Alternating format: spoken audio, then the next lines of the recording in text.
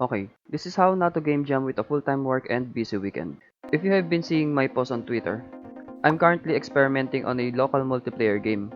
Then the Boundless Jam came up. So I said to myself, I'm going to make a simple game. The initial plan was to finish it during the weekdays. And then I saw the rewards. I started overthinking to get to the top 50 so the game can be featured on a really unique game, which is not the real purpose of a game jam for me. The team was announced at 10 p.m. on our country, and it was one button. Huh, maybe The next Flappy Bird or Super Mario Runner. I initially thought of a top game, but I already made one before. So with nothing coming out, I took some rest.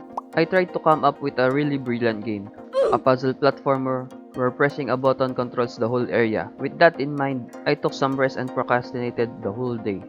Nice job, B.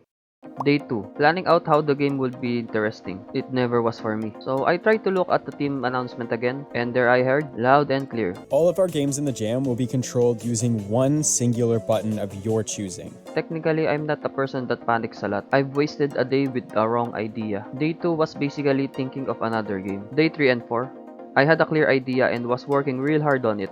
You are the last button on a shirt, and you have to survive waves of minigame button popping action. But here is where I went wrong. I overscoped my game, making too much minigame for the game and planning on creating a really nice art on it, which basically will take too much time. That night on day 4, I scrapped the project because I wouldn't make it on my deadline.